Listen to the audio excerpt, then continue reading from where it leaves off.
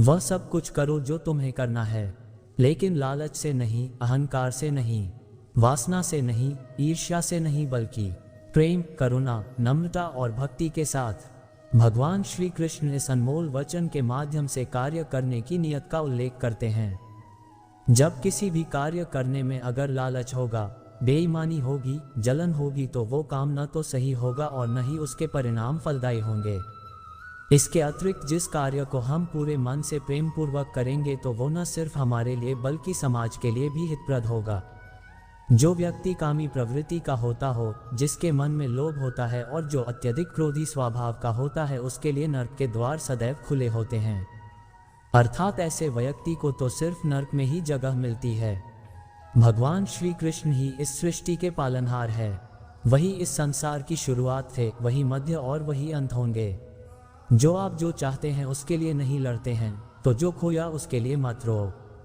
मनुष्य सब कुछ चाहता है पर सब कुछ उसे नहीं मिल सकता। आपको जो नहीं मिला उसके लिए पश्चाताप मत करो, और जो आपसे खो गया, जो आपसे अलग हो गया, उसके लिए निराश भी मत हो। मैं सभी प्राणियों के हृदय में स्थित आत्मा हूँ। मैं सभी प्राणियों का आदि, मध्य और अंत भी हूँ। हर व्यक्ति श्री कृष्ण से जुड़ा है और श्री कृष्ण हर व्यक्ति से जुड़े हैं। वही हमारे आदि, मध्य और अंत है। ठंड या गर्मी, सुख या दर्द का अनुभव करें। ये अनुभव क्षणभंगुर हैं, वे आते हैं और जाते हैं। उन्हें धैर्यपूर्वक सहन करें। समय एक सा नहीं रहता। आज दुख है तो कल सुख भी आएंगे, और सुख के बाद दुख भी आना स्वाभाविक है। आपको पूरे धैर्य और श्री कृष्ण पर विश्वास के साथ अपना जीवन निर्वाह करना चाहिए। सत्य कभी नष्ट नहीं हो सकता। अच्छा करने से नहीं डरना चाहिए। लोग अक्सर सच कहने से बचते हैं या डरते हैं, पर सत्य कभी छुप नहीं सकता और न ही कभी मिट सकता है।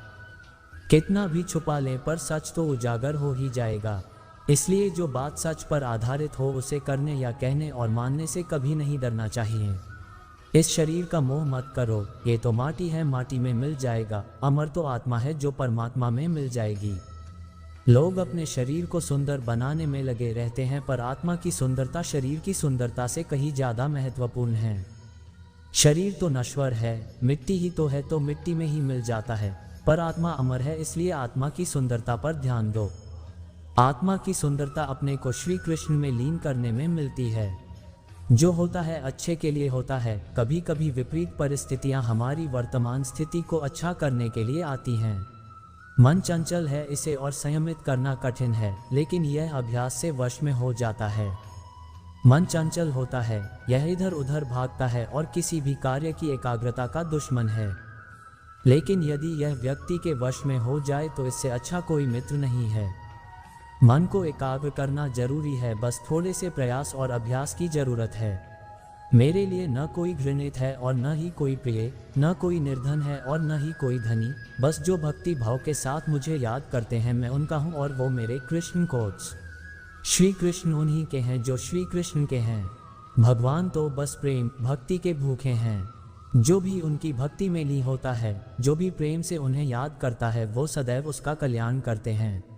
मैं हमेशा तुम्हारे साथ और तुम्हारे आसपास रहता है, चाहे तुम कुछ भी कर रहे हो।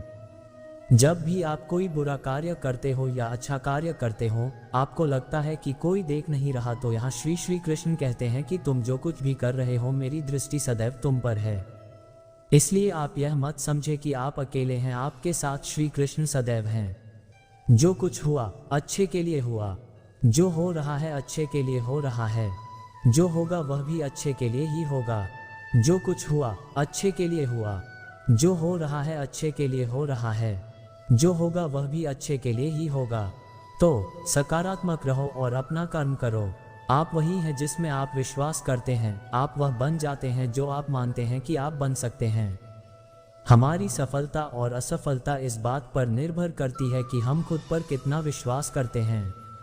व्यक्ति जो चाहे बन सकता है, यदि पूरे विश्वास के साथ अपने लक्ष्य पर लगातार चलता रहे। जिस इंसान के चारों तरफ नकारात्मक लोग रहते हैं, उस इंसान का मंजिल से भटक जाना तय है। कहते हैं मन के हारे हार है और मन के जीते जीत। जिस प्रकार सकारात्मक विचारों से सफलता मिलती है, उसी प्रकार नकारात्मक विचार असफलता के मार्ग की ओर अग्रसर करते हैं। क्योंकि जैसा हम सोचते हैं वैसे ही हम बनते जाते हैं और अपने विचारों के माध्यम से ही हमें नकारात्मक और सकारात्मक परिणाम मिलते हैं। अपने अनिवार्य कर्तव्य का पालन करें, क्योंकि क्रिया वास्तव में निष्क्रियता से बेहतर है।